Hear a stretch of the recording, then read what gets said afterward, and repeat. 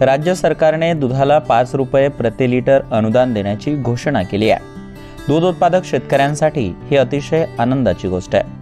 परंतु खवा भट्टीसाठी दूध घालणाऱ्या दूध उत्पादक शेतकऱ्यांना 5 रुपये प्रति लिटरने अनुदान देण्याची मागणी खवा व्यावसायिक व दूध उत्पादक शेतकऱ्यांकडून करण्यात येते। धाराशिव जिल्ह्यातील कुंथलगिरी व भूम परिसरातील खवा व पेढा देशभरात प्रसिद्ध आहे। कुंथलगिरीच्या खव्याला नुकतंच GI मानांकन देखील प्राप्त झालंय। कुंथलगिरी व भूम परिसरात खव्याचे मोठ्या प्रमाणात उत्पादन घेतलं जातं। त्यामुळे खवा बनवण्यासाठी दूध घालणाऱ्या शेतकऱ्यांना देखील 5 रुपये प्रति लिटरने अनुदान द्यावे, अन्यथा खवा व्यवसाय अडचणीत येऊ शकतो, अशी खंत यावेळी खवा क्लस्टर भूमचे विनोद जोगदंड यांनी व्यक्त केली आहे। पाहूया। शासनाने डेअरीवरती दूध घालतात त्या शेतकऱ्यांना, दूध उत्पादकांना 5 रुपये अनुदान दिलेलं आहे। त्याबद्दल शासनाचं नक्कीच अभिनंदन करण्यासारखं आहे।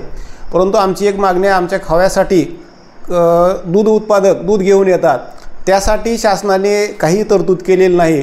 तसेच छोटे खवा उत्पादक आहेत, त्या खवाभट्टीवरती जे दूध शेतकरी घालतात त्यांना त्या अनुदानाचा लाभ मिळणं गरजेचं आहे, अन्यथा त्या ठिकाणी खवाभट्ट्या बंद पडतील आणि एक रोजगार, जे खवा उत्पादक आहेत ते बेरोजगार होतील। त्यासाठी शासनाला एक विनंती आहे की जसं दूध डेअरीवाल्यांना अनुदान दिलं जातं तसंच खवाभट्टीवरती जे दूध घालतात त्यांना पण शासनाने अनुदान देणं गरजेचं आहे आणि तशा प्रकारची तरतूद या GR मध्ये करणं गरजेचं आहे, अशी मी एक विनंती करतो।